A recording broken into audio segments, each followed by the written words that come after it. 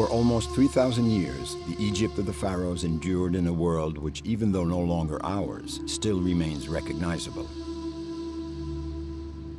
A unique landscape whose frontiers seem sculpted by nature. Thanks to its regular flooding, the life-sustaining Nile River, a fertile green band between two deserts, was ideal for agriculture. On its banks, the necropolises were built.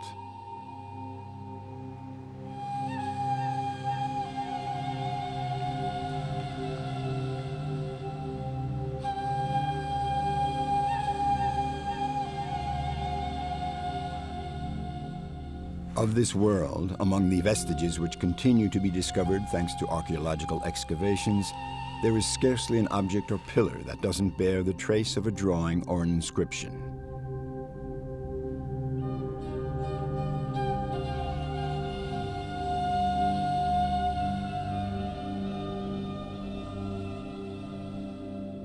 Drawing is the first of all the arts, the cradle of all the arts. That's to say, whether it's a work of architecture, a low relief wall, or a statue, it all starts with a drawing.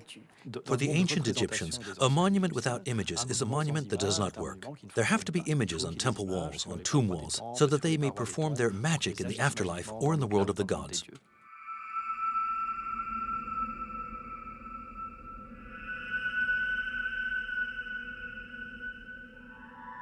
The necropolis of the ancient kingdom and the graves of its highest-ranking officials is located in the region of Saqqara in northern Egypt, near the pyramid of the pharaoh Djoser. It is largely thanks to the discovery of the funeral chapels and tombs of the nobility that we first came in contact with Egyptian art.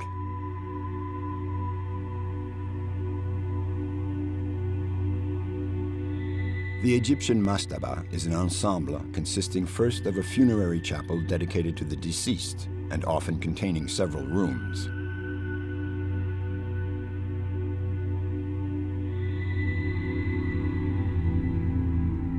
Underneath this chapel, a deep shaft was dug that led to a burial chamber in which were placed the sarcophagus and the mummy of the deceased.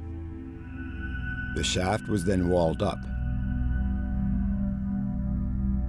On every level of this funerary structure, and regardless of the nature of the surface, drawings, bas-reliefs, and inscriptions succeeded one another according to precise graphic rules.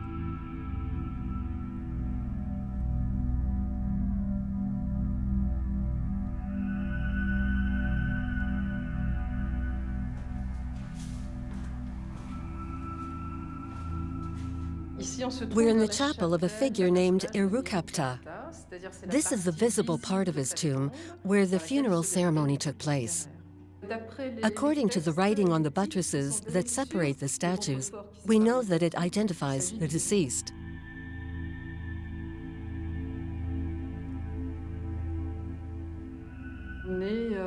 It dates back to around 2500 BC. In front of this false door were placed the offering tables on which food was left daily to sustain the deceased in the afterlife.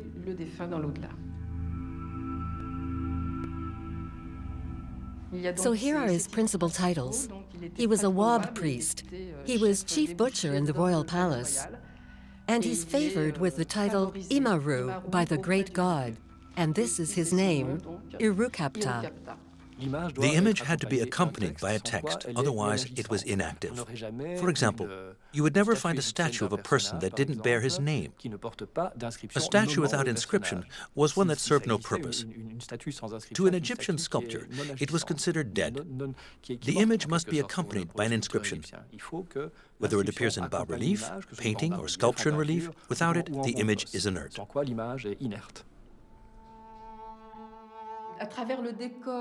These images are meant to show who he was in life. He was chief butcher in the royal palace.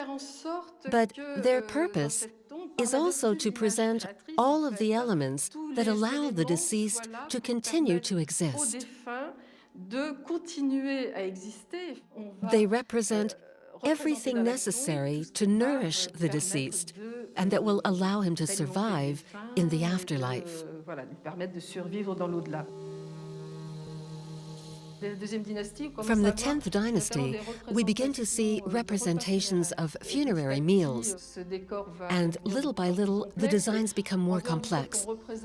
Beyond the daily offering, we also begin to see how these offerings were produced, which leads to entire scenes based on agriculture, crafts, and fishing.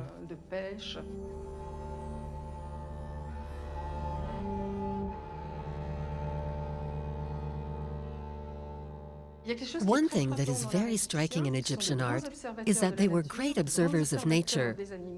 It's true that they were always very skilled in their representation of animals. You see it very well with these birds.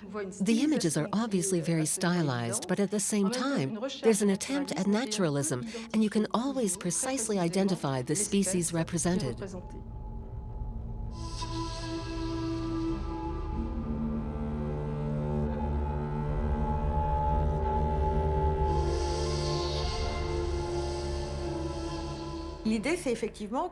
The idea is that the Egyptian representations of paradise should surround him in his chapel. Once again, the magical aspect of the drawings, or to use the more correct expression, although perhaps a bit more complicated, let's say, is the performative aspect, in that the designs actually perform the magic of bringing to life what is depicted. For example, perhaps you've seen pictures of horned vipers in the pyramid texts. These vipers are deadly, and since drawing them makes them real, they of course are extremely dangerous. They must be killed, so they are depicted with a knife planted in their head to prevent them from doing harm in the afterlife. So this says a lot about the performative aspect of ancient Egyptian art.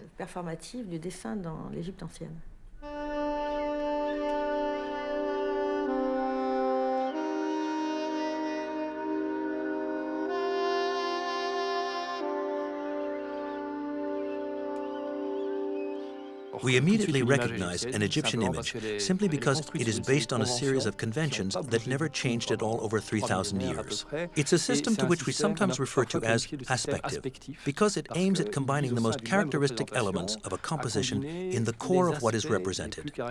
For example, if it represents a human face, you will see the face in profile.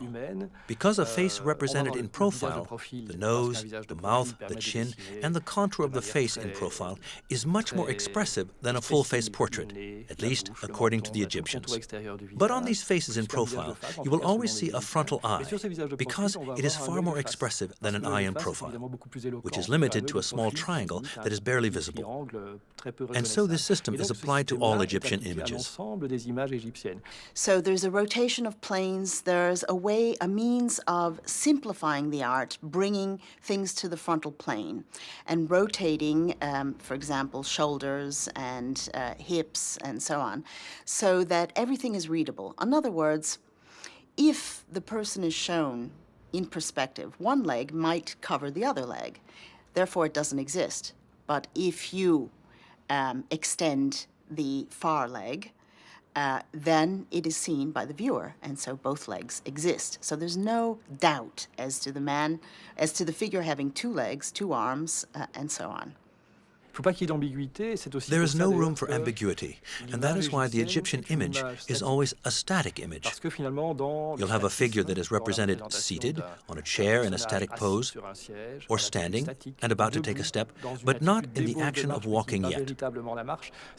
This kind of stasis is specifically aimed at never representing movement, because movement was considered to be ephemeral, in the process of passing, of happening, and thus finite, while the static image is a source of all potential possibilities. So this is pretty much the base of the Egyptian system, and it applies to both writing and image.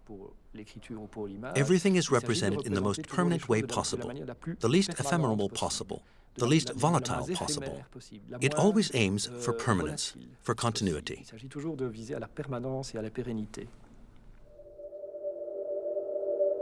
15 meters underneath this chapel lies the tomb of Mereruka, vizier to the 6th dynasty pharaoh, Teti. Some 23 centuries before Christ appears the proof that images magically substituted for reality. After the burial of Mereruka, the room was sealed off so that people couldn't physically enter with offerings. The images that decorate the walls are there to magically replace them. On one wall, the only one that has been partly painted, are vases and large receptacles in various sizes and shapes. 2 lines of text frame these images. They describe the list of offerings: 1,000 round loaves of bread, 1,000 jars of beer, 2,000 gazelles, and many other dishes to feed the deceased in the afterlife. As of about 2000 BC, the sarcophagus was made of wood and continued to be entirely covered with drawings and magic formulas.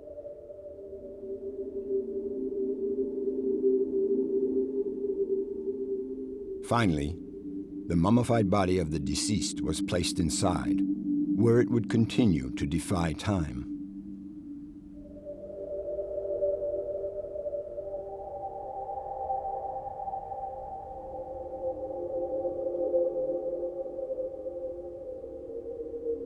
In certain tombs, beside the mummy or slipped into its bandages, were found rolls of papyrus. These manuscripts were known as the Book of the Dead, literally translated as the Book of Coming Forth into the Day, proving the Egyptians believed in life after death.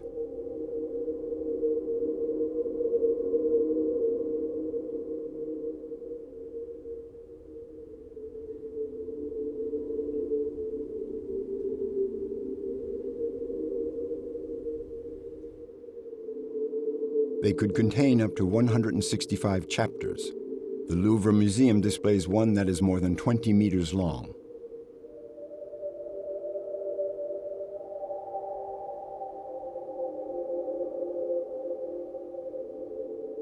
The Book of the Dead is a religious anthology that is a sort of guide to the afterlife, a kind of manual on how to travel through the afterlife to reach the kingdom of Osiris, the kingdom of the dead. This book is composed of texts and images that complement each other in a regular manner, but quite different from how texts and images traditionally correspond to each other in the tombs and temples, because here they are like separate elements of an illustrated book. The illustrations are not integrated as part of the text, they merely accompany the text. There is very little interpenetration between images and texts, contrary to what you find on the walls of the tombs and temples. Every image serves as a written sign. So here you have ducks, jackals, a vulture, a stream, a mouth. All of these are hieroglyphic signs, but they are also images, since I can very rapidly decipher them and identify which element of the countryside or the Egyptian flora and fauna that they refer to. So from the moment one needed to write, one also had to learn to draw. You can write a word in 36 different ways. You can stretch it by multiplying the signs. You can condense it by economizing on signs. And so it's an extremely adaptable system, which also allows you to improve the visual appearance of the text. When you look at an Egyptian text, it is always beautifully laid out on the page. The columns are absolutely straight, the length of the lines doesn't vary, and simply because the scribe, who perfectly masters this play of images and writing signs, manages to lengthen or shorten the words depending upon the space that's available to him. The Egyptians used the same term for to write and to draw. This is the verb sesh, which can be more generally translated as to trace. This common root confirms the interpretation of writing and drawing in ancient Egypt.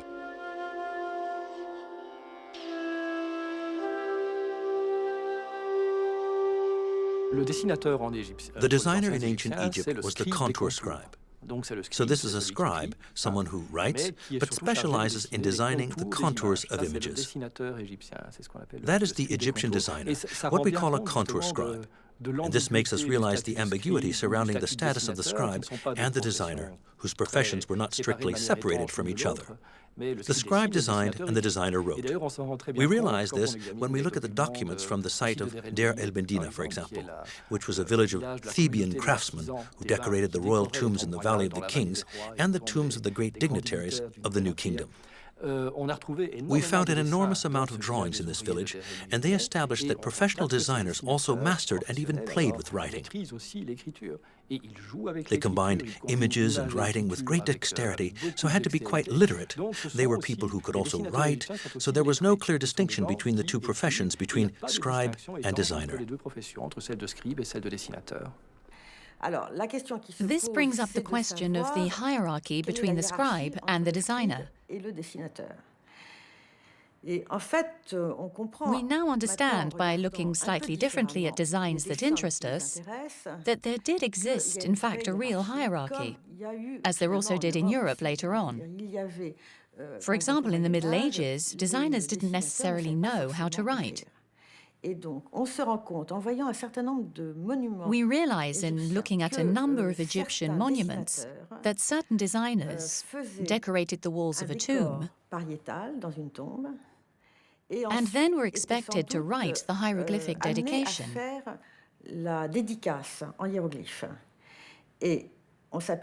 And since we are familiar with Egyptian grammar, thanks to Champollion and his successors, we notice that there are huge mistakes, not only in spelling, but in grammar. So it's obvious that certain designers designed, but didn't know how to write very well. They had the rudiments of graphic text, but they were better designers than scribes. All the literary texts that we have written by scribes show to what degree the mission of the scribe was not only to help the government collect taxes, but also there was a whole category of scribes who devoted themselves to the transmission of literary and moral texts. These are what we call sapiential texts, wisdom texts, that from generation to generation defined the duties and moral precepts that governed Egyptian society. And these particular scribes were undoubtedly the elite of scribes. So we can assume, with certainly a few exceptions, that the scribes who wrote were the elite, and those who designed came slightly below them, in that they were not necessarily expected to know how to write.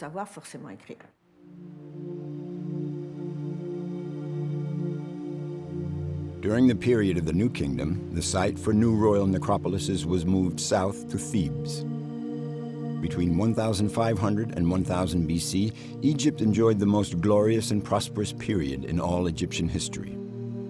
During 3 dynasties lasting nearly 5 centuries, the mountains on the west side of the Nile across from Thebes became the Valley of the Kings. And like Saqqara, the elite of the kingdom were buried near their sovereigns. It's here, in this Theban necropolis, under the reign of Amenhotep II, monarch of the 18th dynasty, that the cupbearer of the king, whose name was Sumnyut, chose to be buried. His mastaba, closed to the public today, allows us to grasp some of the trade secrets of these artists responsible for the decoration of chapels and tombs.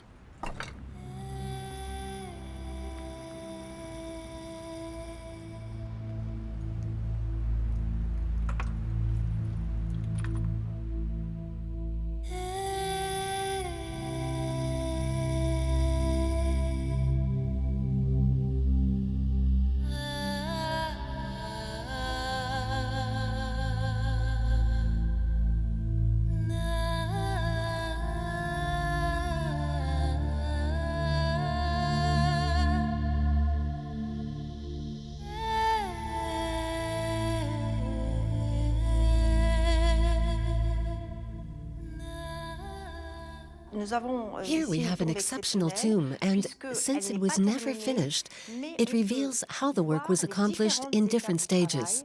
It also shows that there were several different artists at work, because they did not necessarily use identical techniques.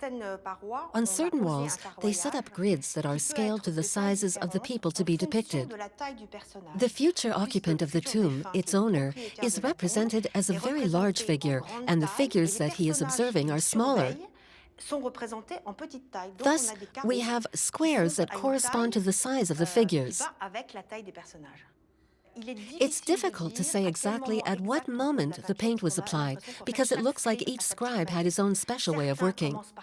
Some would complete the drawing first, Others would do a simple sketch first, then apply the paint, and last do a very precise contour line along the painted edges. So I doubt there were any rules. The pigments most often used were mineral pigments, which the Egyptians could easily obtain close by. That would have been all the ochres, all of the copper-based elements found in nature. Obviously, the most stable colors were the ochres, and also the reds and greens. Black, for example, was obtained from smoke and was much less stable. Sometimes it could be erased by just brushing your hand against it, and that's why often it is not as well conserved. The styles changed according to period. When you enter a tomb, you can know immediately whether it's 18th or 19th dynasty. Artistically, I think the 18th dynasty was the greatest period. I mean, the work was of the highest quality, always beautifully finished, the drawings done with such precision, the colors so finely applied. The dazzling polychromy, such as exists in the tomb of Horemheb, for example, is overwhelming. A very interesting thing about this tomb is that some portions of the drawings and sculptures are only partially completed, whereas others are totally finished. This is really one of the most beautiful. Horemheb, the last pharaoh of the 18th dynasty, whose tomb is located in the heart of the Valley of the Kings. What it reveals to us is unrivaled by comparison with the tombs of other pharaohs, even if this is one that remained unfinished. Due to the sovereign's premature death, the artists couldn't complete their work.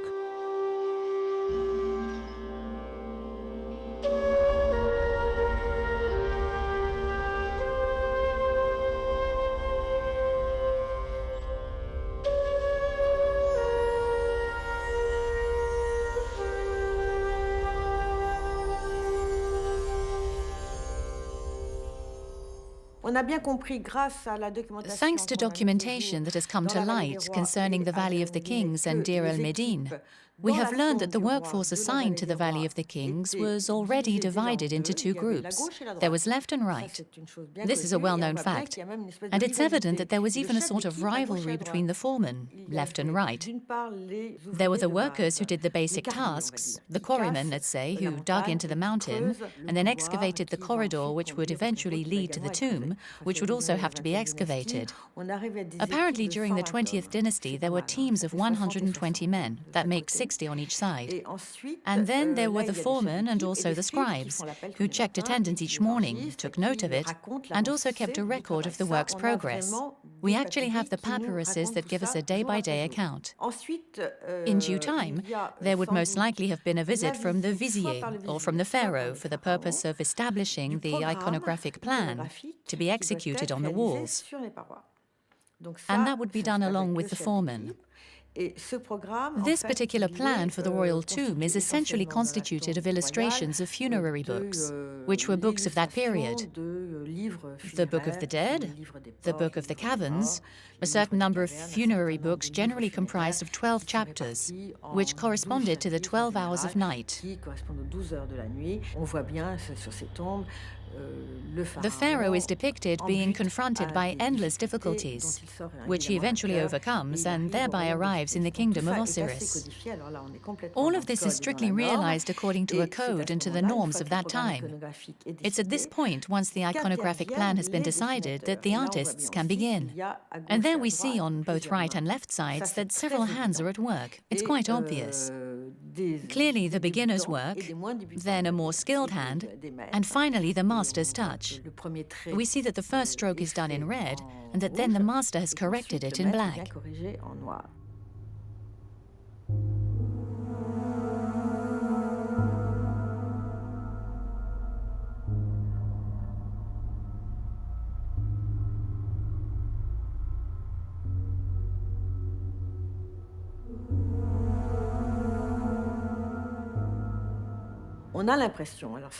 We have the impression, at least that's what I imagine, that in the Valley of the Kings, artists are also scribes.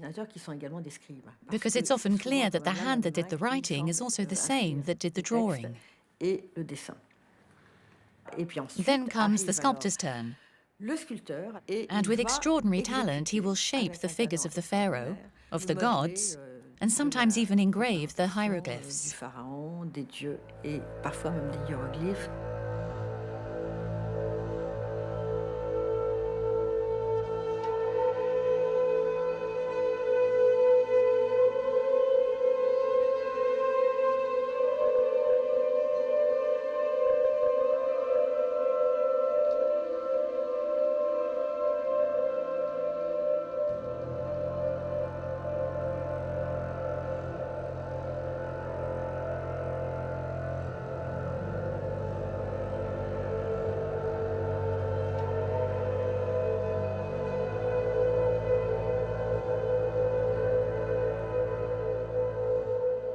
And then the painter fills in the colors.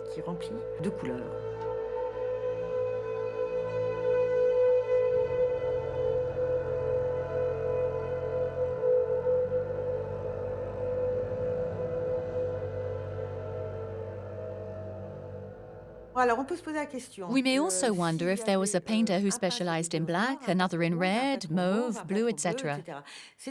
That's a question we can't answer since it's not mentioned in the texts, but we can imagine that perhaps to speed things up, there could have been painters who specialized in certain colors. It's obviously the case for that final black stroke. A very exceptional tomb is the tomb of Ramses, located in the Theban necropolis. What is so lovely here is the simple drawing with the bas-relief sculpture. Only the eyes have been enhanced in black, with no other colors added.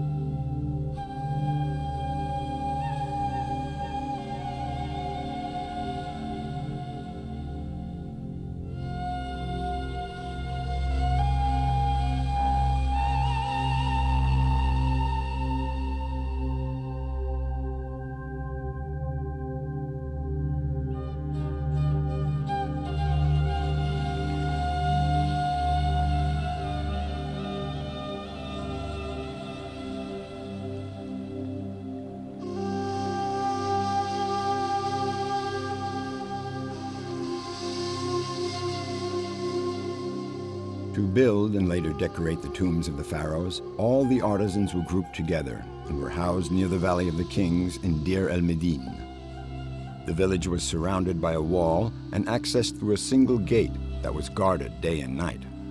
These ruins show that under Ramses, it was composed of 68 houses. When occupancy was at its peak, it contained 120 families. This was a relatively privileged community, as can be seen by examining the documentation of the village. For example, this community lived according to a series of social rules and received its provisions from the governing powers. So it really was a somewhat privileged community. Its inhabitants were literate, and though they may not have belonged to the Egyptian ruling elite, they certainly were highly regarded throughout the region of Thebes.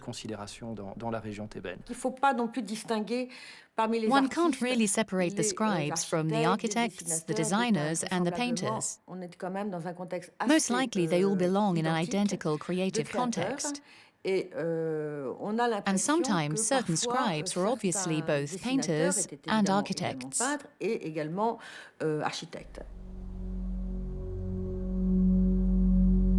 the hillside by Deir el-Medine, these artists built and decorated their own tombs. One of them, discovered in the early 20th century by Ernesto Schiaparelli, attests to the dazzling rise of a contour scribe who became an architect.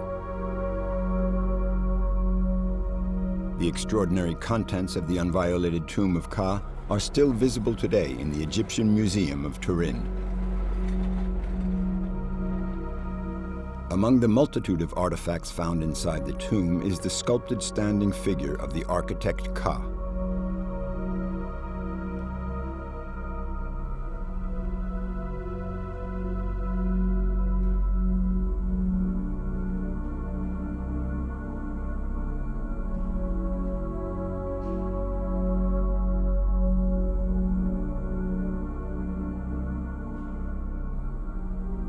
Ka was certainly started his career as a scribe. He could not have made the career letter he did without a scribal training.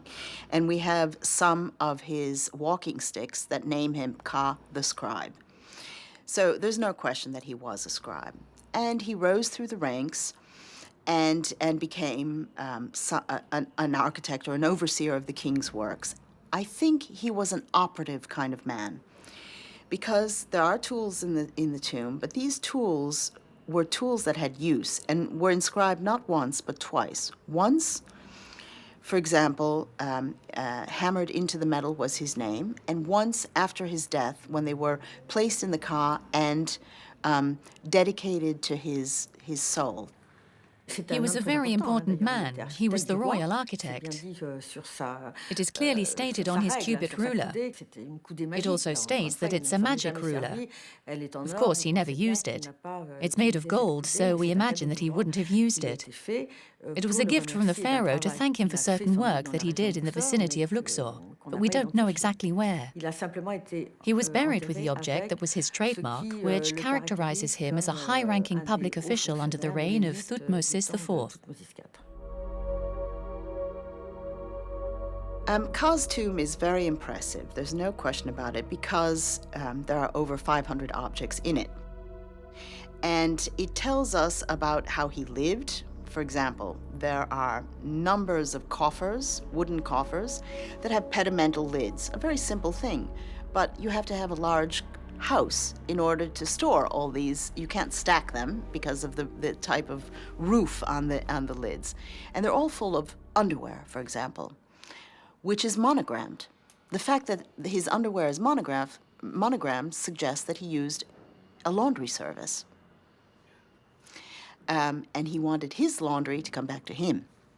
What we don't know, of course, is how he died, what his wife died of. We don't know where they lived. He might have lived at the village at Deir el-Medina while he was working on site, but certainly those poky little houses could not have accommodated all that material, all that furniture that was in his tomb. I mean, it's a very well-furnished tomb, which means that he came from a large, spacious home.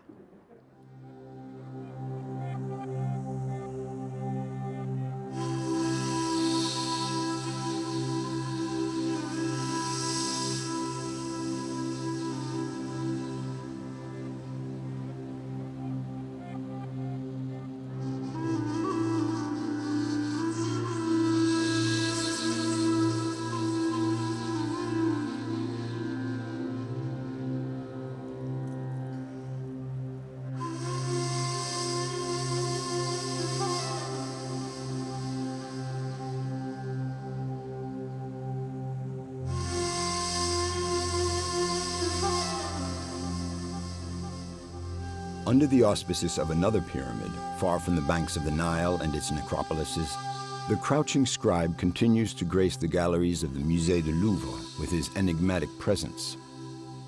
It is this vanished world in which art played such an important part that Guillemette Andrew Lanoé continues to explore. She's preparing an exhibit on the contour scribes and the role of drawing in ancient Egypt.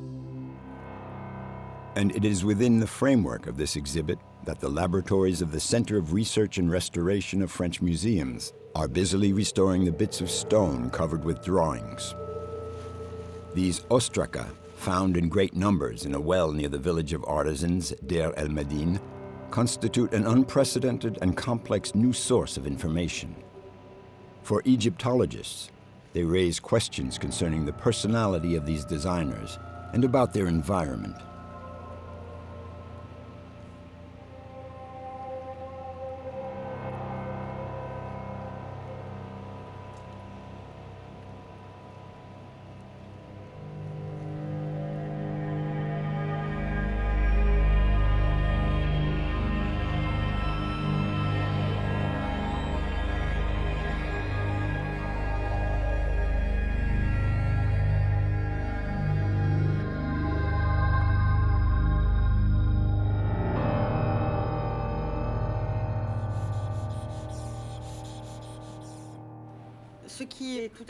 What is most revealing and completely unique in this category of objects is that, for once, they express the scribe's individual inspiration and how they chose to trace the contours that gave free rein to their imagination.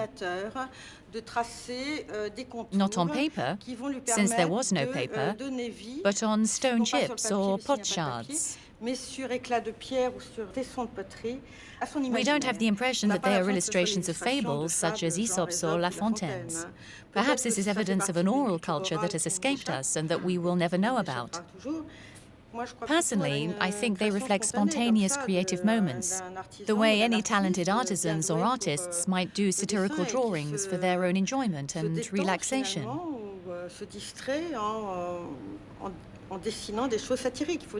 One must remember they were under a lot of pressure due to the strict moral codes.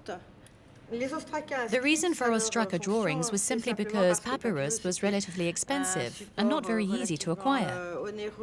So it was simpler to write on stones that served as a kind of notepad. The Ostraca illustrations were much the same as sketches done on paper.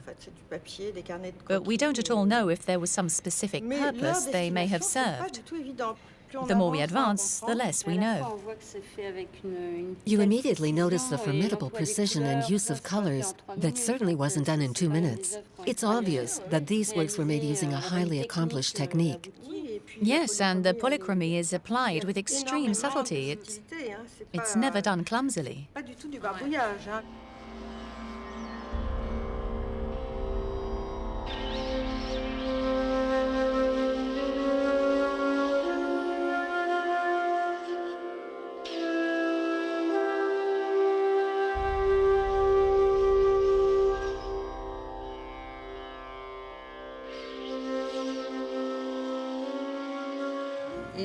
You can see that the dogs aren't all the same breed, and the hairs are rendered in such detail.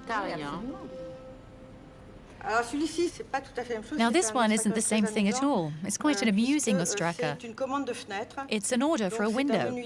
So a carpenter has received this order, and on it there is also a drawing of the window with all the specific dimensions. And it says, "Do it really fast. By tomorrow." I think some are actually drafts, yes. They're working on maybe a contour that they want to get right. But the dancer, the dancer doing the backbend is certainly something else. It's done for the delectation of the man. These are men, after all. These aren't women. These are men who are drawing for their own pleasure and their own delectation when they're not actually working on serious doodles or serious sketches. So I think this is what men do. A man who has a good hand, a good pen, will often turn to something that is slightly semi-erotic, and that's what it is. It so happens that the Egyptians, particularly in Upper Egypt, regularly did a dance with a baton. In southern Egypt, it was usually done during parties that celebrated the completion of a building project. And there were always a few workers who started to sing. And here we imagine that there is about to be a sort of contest. Perhaps it's a sword fight. What's curious is the way they are dressed. At the same time, there's this bald man with hair hanging down his neck. He's what might be called a ruffian, a man of the people. He's not very stylish. It would seem that when the Egyptian elite wanted to be entertained, with scenes of everyday life, or especially satirical scenes, they had no desire to have these enacted by members of their own rank. They preferred to watch these rustics given to brawling and cavorting of all sorts. This medium was used to satisfy their fantasies, and all these men are represented on the erotic papyrus of Turin. A member of the elite is never depicted. They're all pot-bellied and bald. The erotic papyrus of Turin is now in very bad condition, but that wasn't the case in 1825 when Champollion discovered it. It's undoubtedly to his friend Rossellini that we owe 2 copies on vellum paper. One of these copies, recently found in the Musée du Louvre and subsequently restored, allows us to see the papyrus in its entirety. The erotic papyrus is interesting. I think, once again, we're talking about artists who live in the desert, who live and work in the desert, and a piece of expensive papyrus has fallen off the back of a lorry, and they put it to good use for the delectation of each other, and they make this erotic papyrus. It might have importance, political importance. It might be about the priests or what the priests in the temples get up to. Who knows? We don't know. But what's more interesting is the fact that the erotic papyrus is one part erotic and one part satiric. Now, what I would like to know is whether the satiric part was shown to the family, rolled up, and the erotic part was only shown among the men and not the women and the women folk and the children. It's the juxtaposition of the two themes that interests me. Why, in one papyrus, do you have something that is a story about mice doing human things, and the other part of the papyrus is outrageously erotic?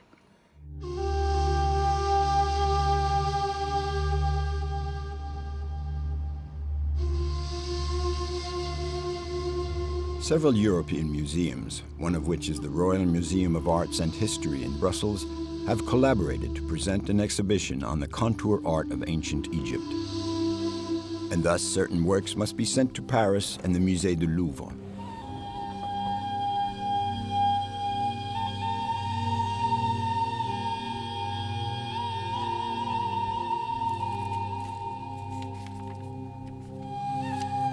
But one can't have 3,000-year-old limestone flakes travel in any ordinary way.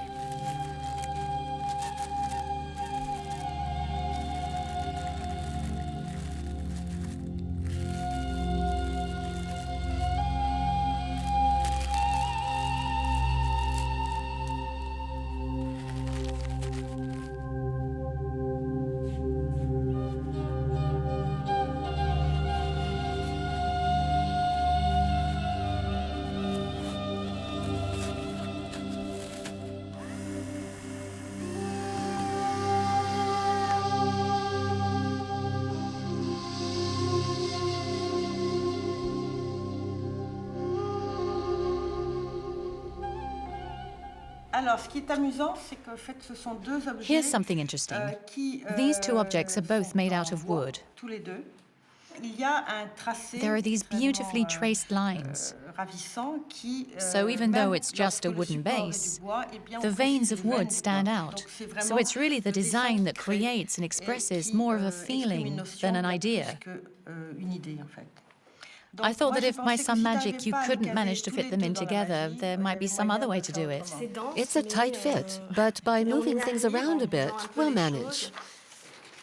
That's also very lovely. This is obviously one of the stars in the Louvre collection, who is depicted on this extraordinary ostracan of shiny limestone. We're almost certain that it represents Ramses VI. The cheek actually has a glow. It's extraordinary. What is also very striking is that the artist seems to have used the natural relief of the stone for the mouth, so as to suggest a bit more volume. And there is also the aspect of the cheek, which is heightened by the pinkish shade, as if he'd put on a touch of makeup. Here we also see this magnificent ear with the dangling earring. No, this type of art is really stunning.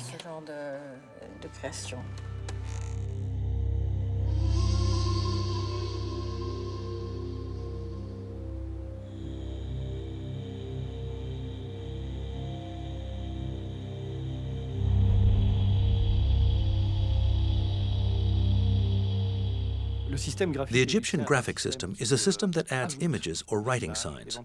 During its history, remember that we are talking about 3,000 years of history, so during those 3,000 years, the language was evolving. There were new graphic symbols that found their place alongside the Egyptian images as time went on, that didn't exist at the very beginning, but were added through the centuries. But at the same time, the system itself basically remained the same. It's a system that kept adding on to itself, but eliminated very little.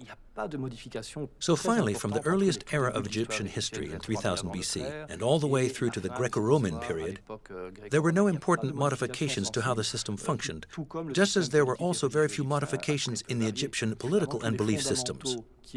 All the fundamental principles that existed from the time ancient pharaonic civilization began, with the first dynasties, continued to be applied all the way through to the Greco-Roman era.